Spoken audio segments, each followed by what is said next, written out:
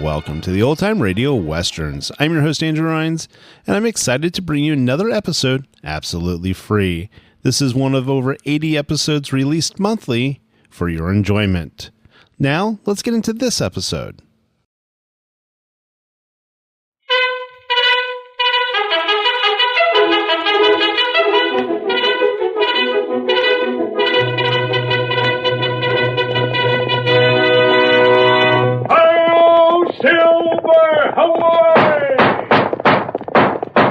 Fiery horse with the speed of light, a cloud of dust, and a hearty hi-yo Silver, the Lone Ranger.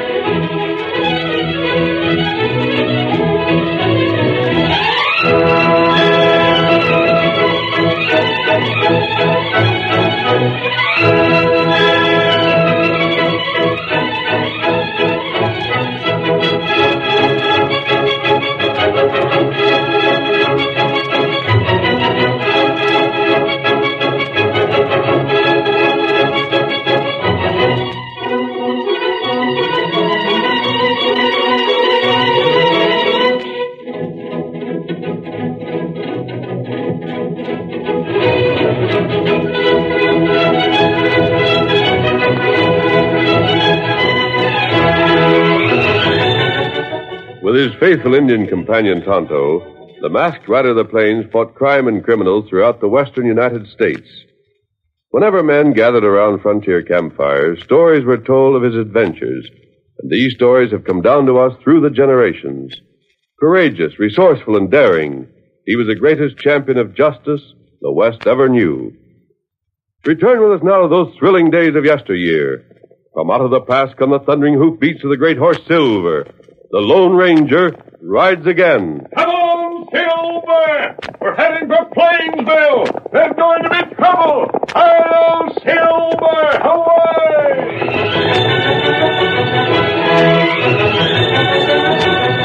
For several years after it had been founded, Plainsville lived a peaceful existence. Those who traded there were farmers, not cattlemen, men and women of quiet industry. But time passed, and with it times changed. Until one day, these people awakened to the fact that the railroad, slowly crawling westward, had extended its twin rails of steel to within a few miles of their community. And the railroad brought not only progress, but violence. $100. I won't sell for that. The railroad's got to go through. It's got to have the right of way. $100. It ain't enough. My place is... Take it, mister, or we'll run you clean out of the country.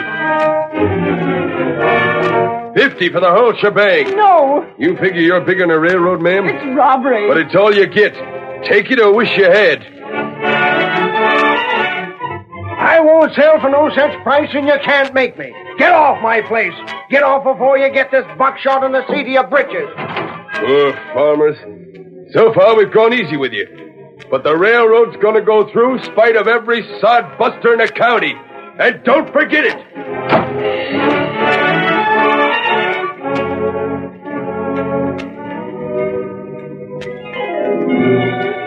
The railroad, powerful, rich, employing thousands of men, desired to seize the land it needed for its right-of-way at prices scarcely representing a fraction of the land's true value.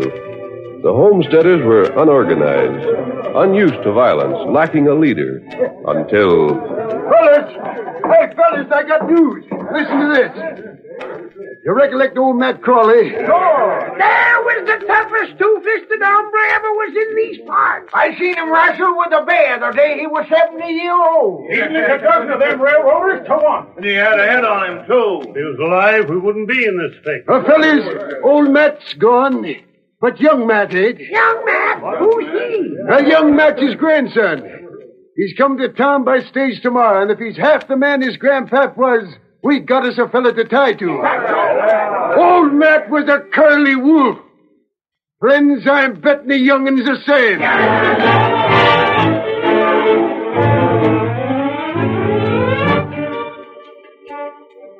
More gravy, Pa? No, thank you, Judy. Hear the news when you went to town today? The railroad? They tried to make you sell again? Nope. Young Matt Crowley, old Matt's grandson. They say he's coming to town tomorrow. Ever tell you old Matt lived neighbors to this place once? Yes, sirree. Him and me was right good friends, too. And you never seen his beat. Lived to be almost 90 and would have fought at the drop of a hat right up to the day he died. You knew young Matt? His grandson, too, Pa? Never laid eyes on him. He was born and raised back east. But I can tell you this. If he's a Crowley, he's a fighter. Daughter, with him to call the tune, we'll lick that railroad all holler.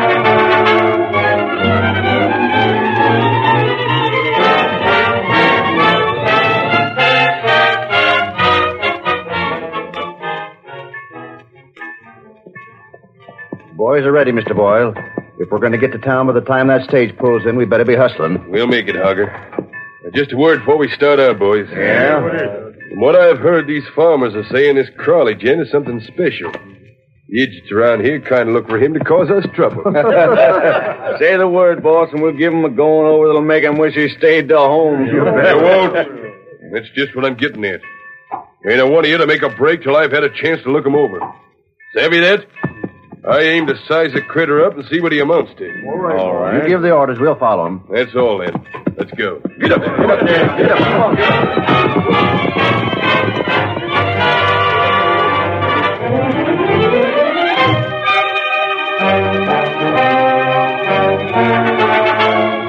The expected arrival of young Matt Crowley had brought far more than the usual quota of visitors to town.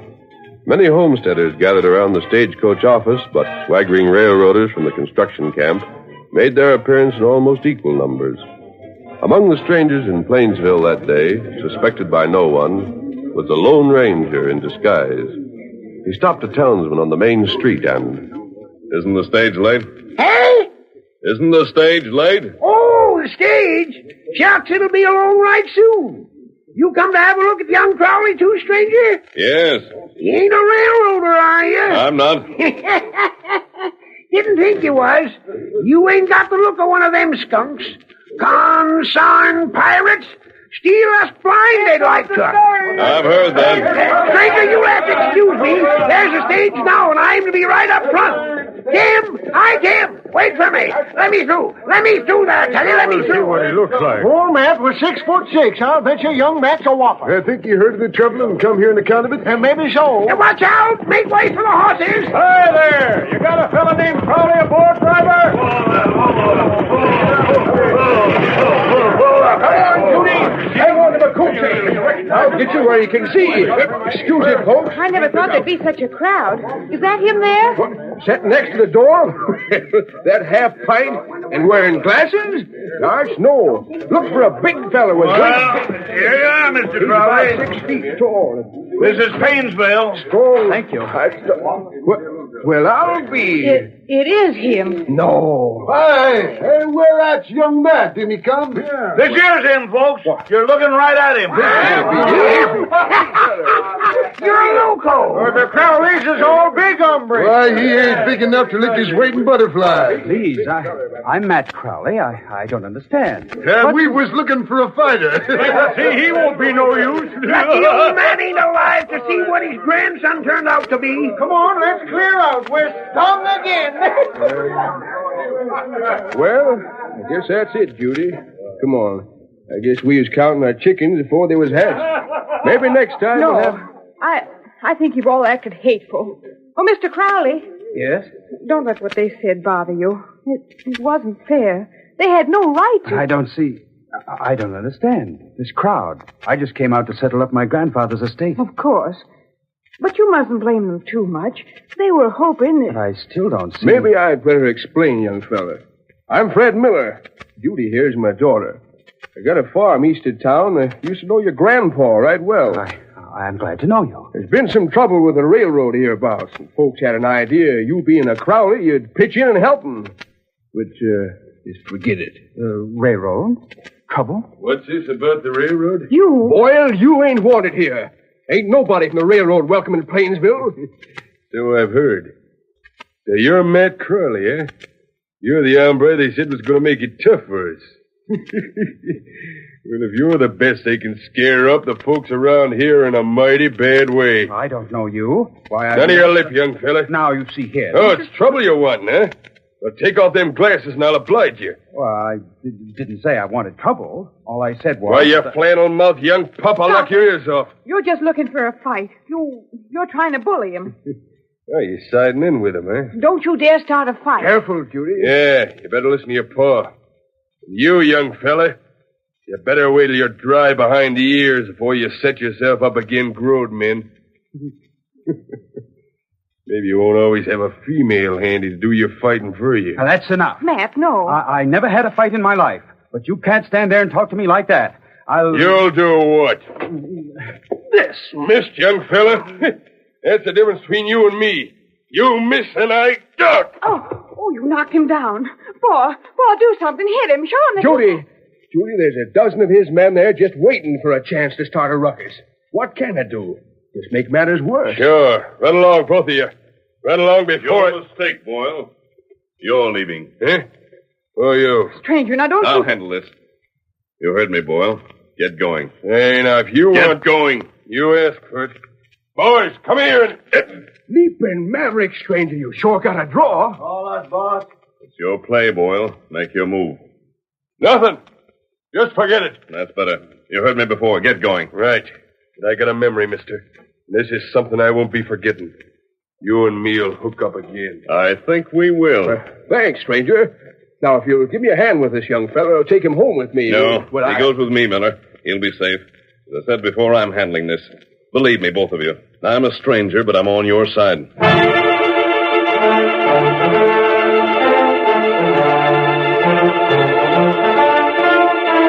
Reviving Matt Crowley, the Lone Ranger led the bewildered young man to a grove of trees just outside town, where the great stallion Silver had been concealed. Matt was persuaded to mount in spite of his protests, and an hour later they arrived at the small, well-hidden camp where Tonto waited. Oh, Silver. Oh, fella. Oh, boy. Get down. Why did you bring me here? For several reasons.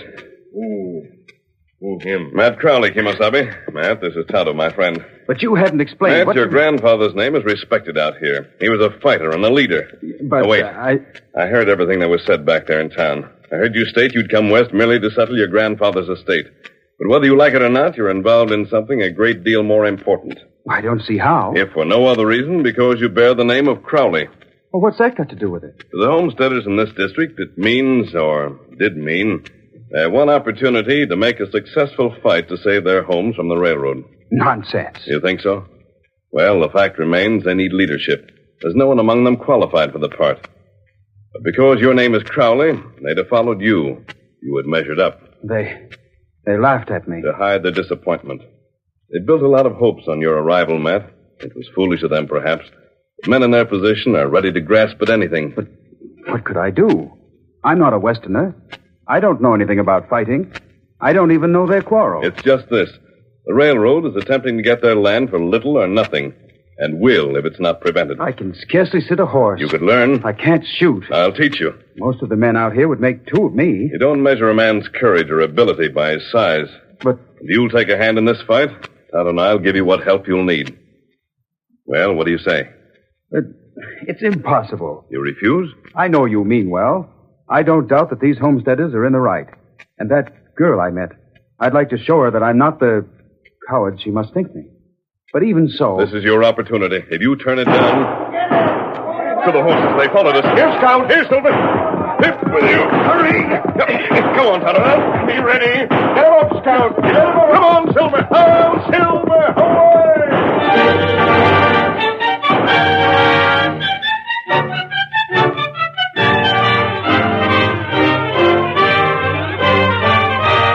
The curtain falls on the first act of our Lone Ranger story.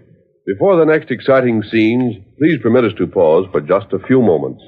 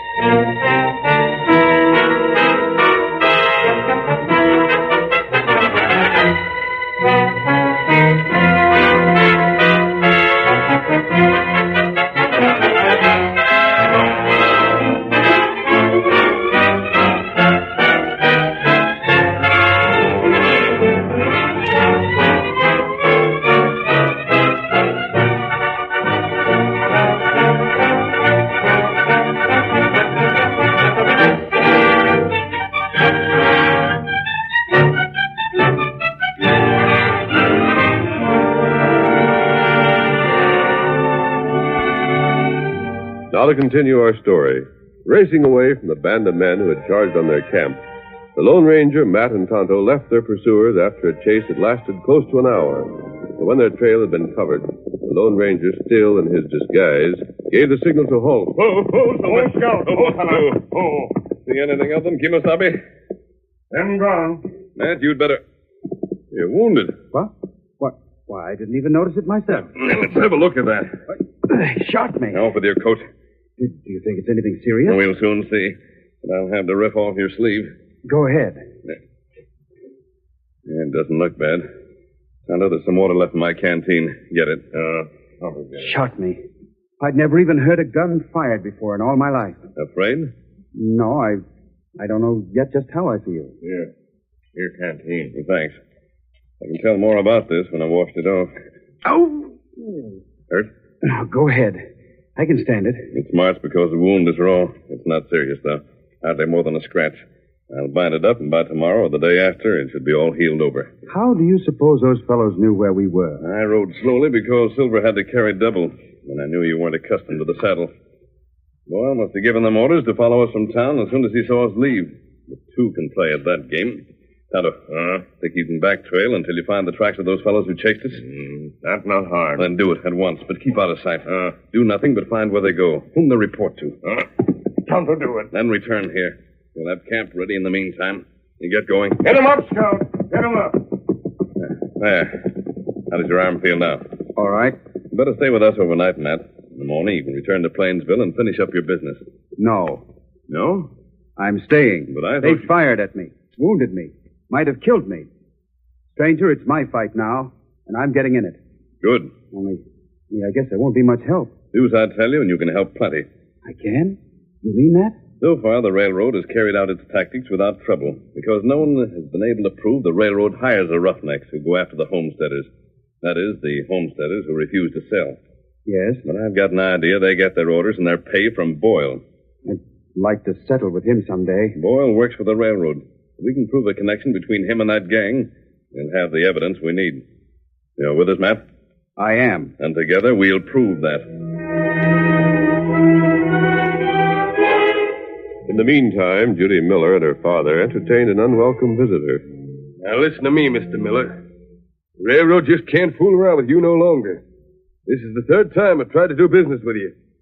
Now you're going to sell her, ain't you? I'm not. We'd sell if you'd offer us anywhere near a fair price. I have. I put more than you've offered into this place the very first year I was here. I've cleared this whole farm, improved it, put up good buildings. But blast you, I couldn't even replace that there barn you see through the window for the cash you've offered. The railroad's got to reach Gregg City before the frost settles. What's that to me? That's to be the terminal point for the winter. And it's going to be. And there's something else. Yeah? You homesteaders in here are mighty pleased with yourselves. But don't forget there's cattlemen west of you. Cattlemen waiting for the railroad to get to them so they can ship their beef while the market's high without having to send their herds over a long, dry trail. Once they get word it's you farmers holding up the railroad, They ain't gonna like it. What's more, it wouldn't surprise me none if they done something about it. I thought you'd be getting to this sooner or later. It's just a tip. So the one you send your gang of crooks to trample down my crops or burn down my buildings like they did to Charlie Lang, we're supposed to figure it's cattlemen to blame, not the railroad. Why, shucks, you know the railroad wouldn't do nothing low down like that. You. How can you stand there and say a thing like that? Well, if the railroad's responsible like you seem to think, where's your proof? I ain't heard of none. You got any, you better turn it over to the U.S. Marshal's office. He'd be right glad to see it. We're getting no place. You better clear out. Won't sell, eh? Not now or any time till I get a fair offer. Well, have it your own way. But, Miller, something tells me that within the next couple of days, you're going to be doggone sorry you didn't sell when you could. You... Paul, what do you mean? I reckon you savvy just as well as I do, Judy. That gang, you'll send them here? I guess.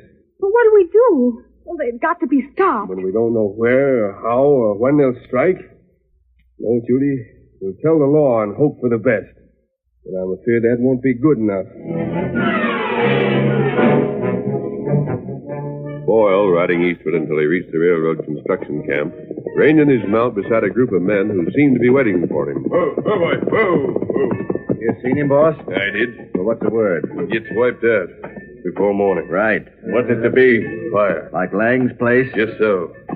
He was telling me what a fine set of buildings he's put up. But he's going to find where he'll have to put them up all over again. And you want the job done tonight, huh? Wait until just before morning. That's the best time. He's more likely to be off guard around then. And the law? Won't bother you. Been plenty busy with other things. Now get this straight. Your orders are like always. And if you get caught, keep your mouth shut. Plenty of cash behind the railroad. You don't have to worry that you'll ever go to trial. That's the last thing that's worrying me. Yeah, that's it. You needn't report when the job's done.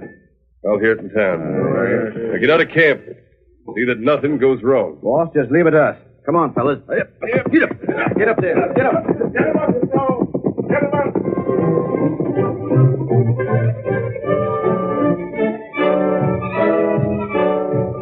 2 hours later, You're sure of your facts, Tonto? They strike tonight? You weren't seen? Me hide near car.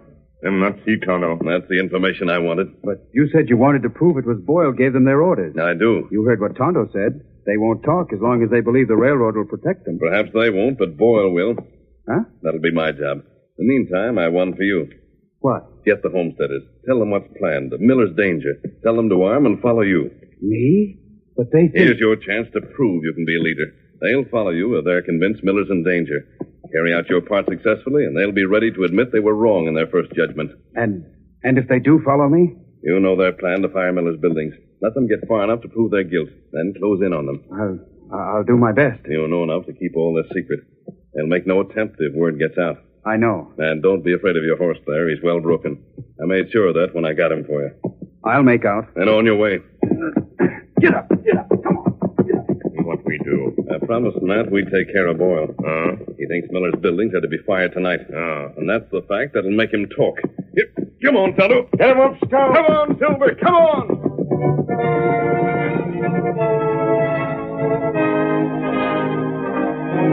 Young Matt Crowley called at more than a dozen homes. What do you want? Arm yourself. Get mounted. You're needed. Where's your husband? We're just over there in the field. Thanks. Get up.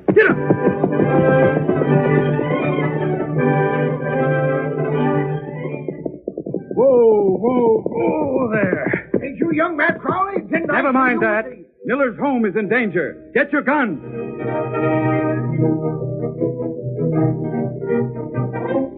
And that night, There he is, Tonto. Me see him. Coming this way. Uh, Try to handle this quietly. You don't want to arouse the construction crew. me not make noise. Now, don't talk. Come on, boy.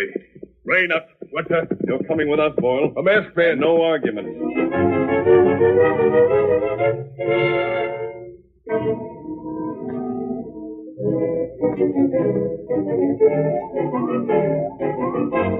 taking their prisoner beyond hearing at the construction camp, the masked man and Tonto only stopped long enough to place a blindfold over his eyes, then proceeded by a roundabout route to Plainsville. It was late when they arrived. Most of the townspeople had retired to sleep.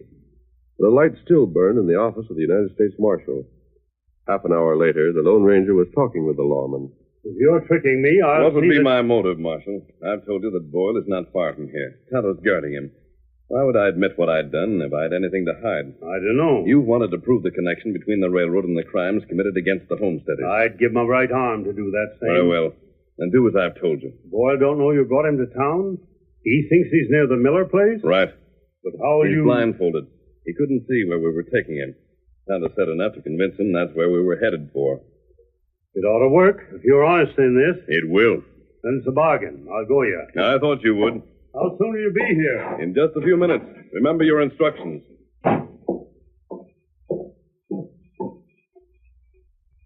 Tonto. See here. Boyle? Him safe. You tied him? He still doesn't know where he is? Him not know. Him tied good. What lawman say? He agreed. He's waiting for us. Not good. Come, Kimasabi. Well, they get Boyle.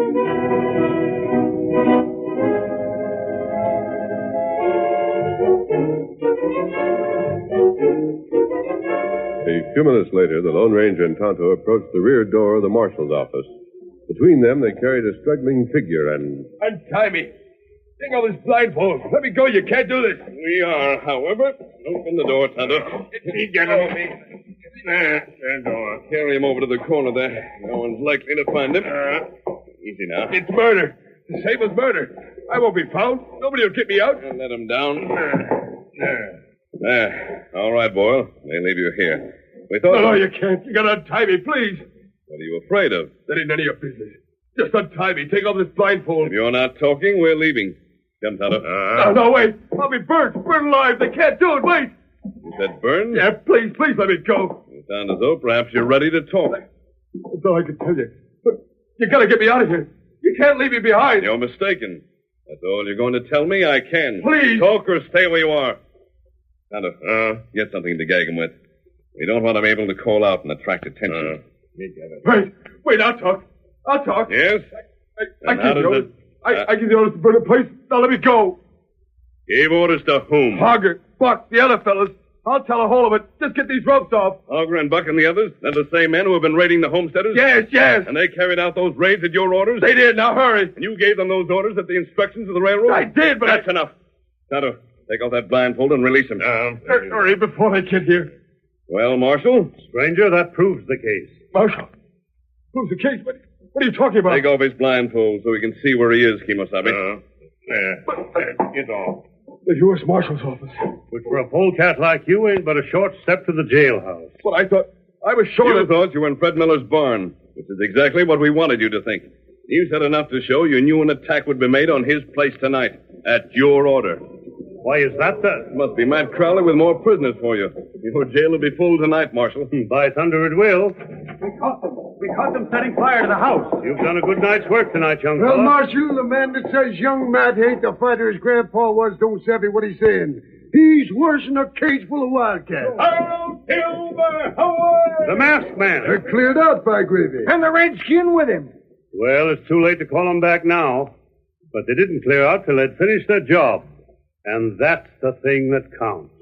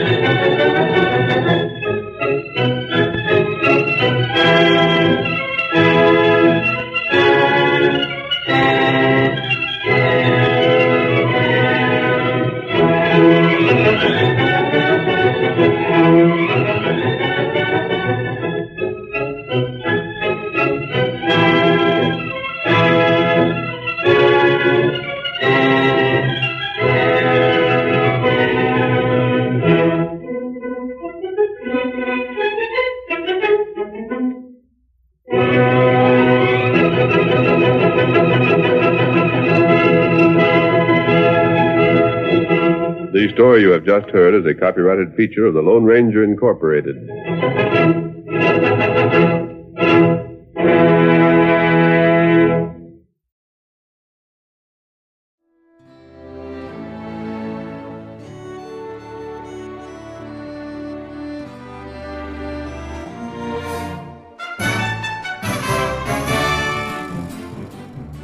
This has been a presentation of OTRWesterns.com, and we hope you enjoyed. Please take some time to like and rate this episode within your favorite podcast application. Follow us on Facebook by going to OTRWesterns.com/Facebook, and subscribe to our YouTube channel by going to OTRWesterns.com/YouTube. Become one of our ranch hands and unlock some exclusive content. We want to thank the following ranch hand, Steve, who joined us recently. You too can join by going to OTRWesterns.com/donate. Send us an email, podcast@OTRWesterns.com, and you can call and leave us a voicemail, 707-986-8739. This episode is copyright under the attribution, non-commercial, share-alike copyright. For more information, go to OTRWesterns.com/copyright. Have a great day, and thanks for listening.